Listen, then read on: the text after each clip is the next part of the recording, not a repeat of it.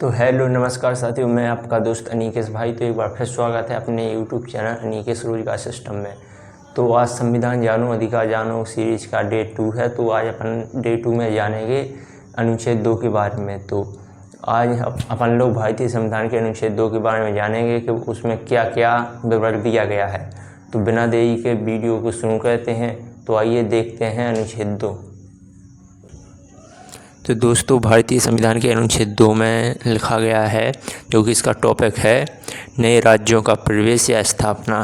तो भारतीय संविधान के अनुच्छेद 2 में लिखा है, संसद विधि द्वारा ऐसे निबंधनों और शर्तों पर जो वह ठीक समझे संघ में नए राज्यों का प्रवेश या उनकी स्थापना कर सकेगी।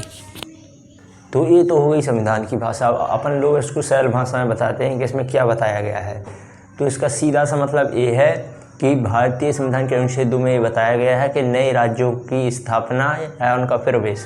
तो इसका मतलब ये है कि अगर भारत की संसद, भारत की सरकार और भारत के नागरिक चाहते हैं कि कोई नया राज्य बने तो वो बना सकते हैं। भारत की संसद इसके लिए कोई नियम बनाएगी।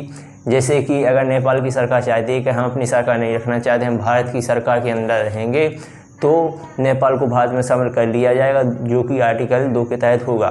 जैसे कि श्रीलंका की सरकार चाहेगी कि मुझे भारत में रहना है, भारत के कानून का ही पालन करेंगे, अपनी कोई सरकार नहीं रखेंगे, तो भारत के अनुच्छेद 2 के तहत उसे मिलाया जाएगा और जो सरकार भारत में होगी वही सरकार वहाँ पर चलाई जाएगी।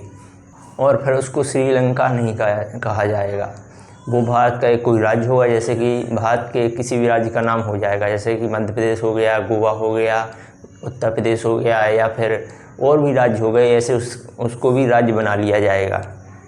तो दोस्तों, आपको समझ में आ गया होगा कि भारतीय संविधान के अनुच्छेद 2 में क्या विवरण दिया गया था, उसमें क्या बातें बताई गई थी, वो सब आपको समझ में आ गया होगा। और अगर ऐसे ही मज़ेदार तरीके से भारतीय संविधान को जानना है तो जुड़े रहिए हमारे साथ अपने यूट्यूब चैनल अनिकेश रोजगार सिस्टम में।